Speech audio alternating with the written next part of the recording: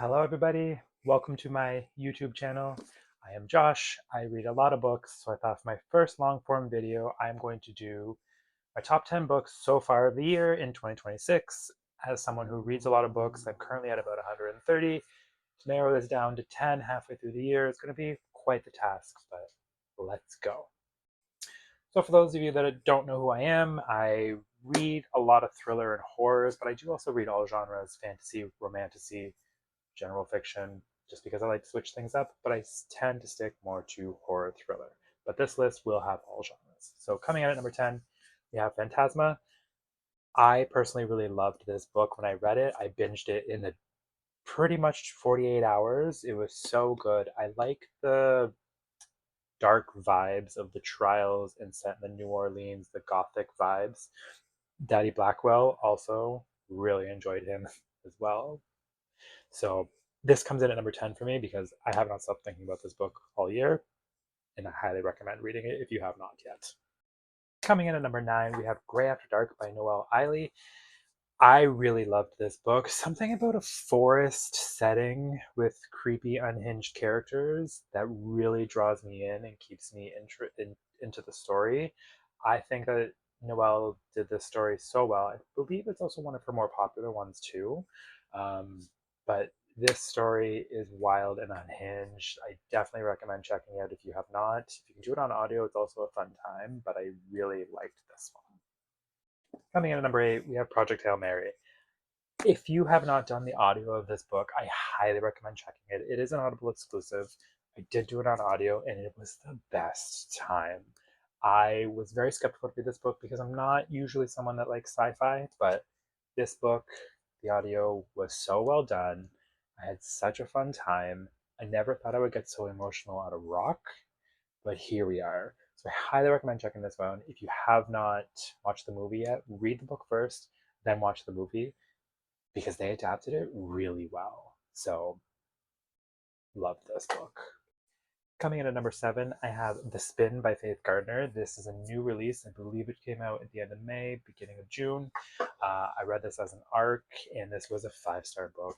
I have not stopped thinking about it since I read it. We're set back in the 1960s housewife era. If you know me, I love any type of thriller book based off of a housewife. There's just something about it that gets me every time. This book I devoured in a day because I needed to know what was happening.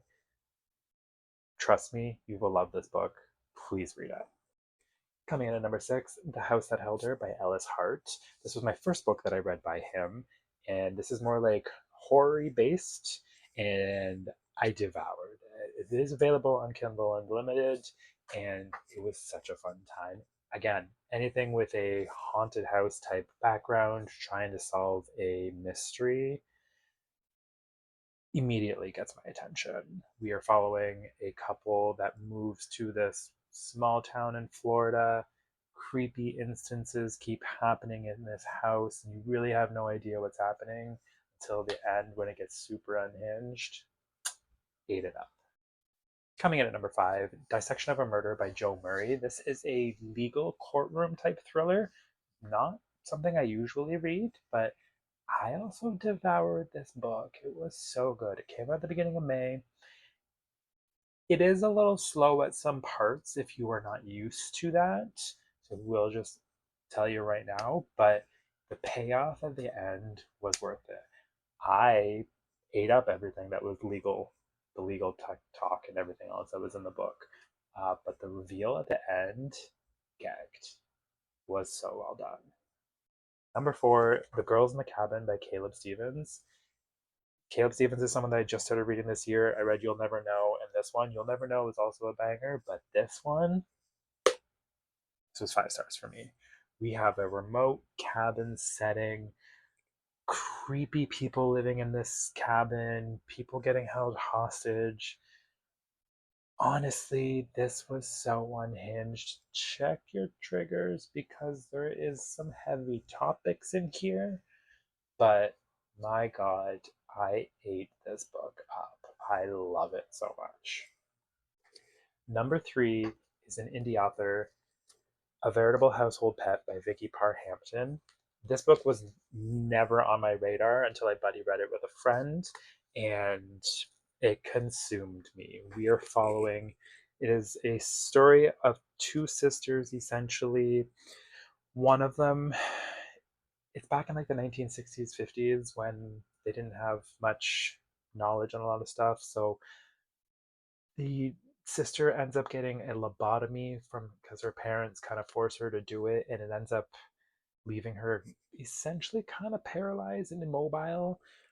So we are hearing the story through her eyes, told through her sister, and then her sister is kind of filling in the blanks of all the stuff that the sister that had a lobotomy wasn't there for.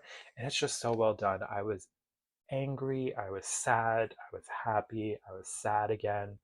I loved this book. This was so good. Coming in at number 2, we have Who's with Liam by David A. Lambert. This is an indie author. I read this as an ARC. It came at the end of April. It is available on Kindle Unlimited.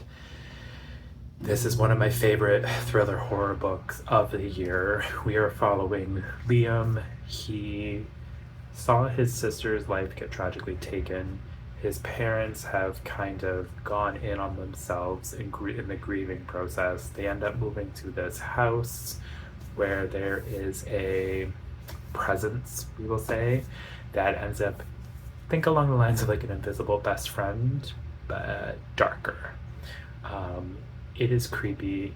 It is uncomfortable. Check your trigger warnings because there are some instances that happen that may upset some people, but this one kept me awake at night and makes me check the corner of my bedroom before I go to sleep. That's all I'm gonna say. Now, coming in at my number 1 spot, I'm going to cheat a little and do the entire Gods and Monsters series by Amber V. Nicole. I read Book of Azrael in January, and then Throne of Broken Gods in February, Dawn of the Cursed Queen in March, and Wrath of the Fallen in April. These books are all easily 5 to 6 stars for me. If you had to ask me which one's my favorite, it's kind of near impossible, but I would maybe say Throne of Broken Gods, maybe Wrath of the Fallen. Let's see. But these are the best books that I have read so far in 2026, and I still think about them every single day.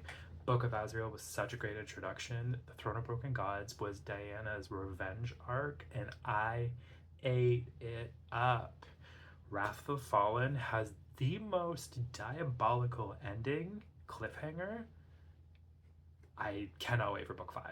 I need book 5 immediately. So, I don't know how to get it, but I need it. So yeah, that was my top 10 books so far of the year, halfway through 2026. Let me know in the comments which books are your favorite for the year. And if you want to give me a follow, like, and subscribe, I have some more content coming that I'm thinking of. Hopefully this one will turn out okay, but we'll see. We're learning as we go. So thanks for watching. Have a great day.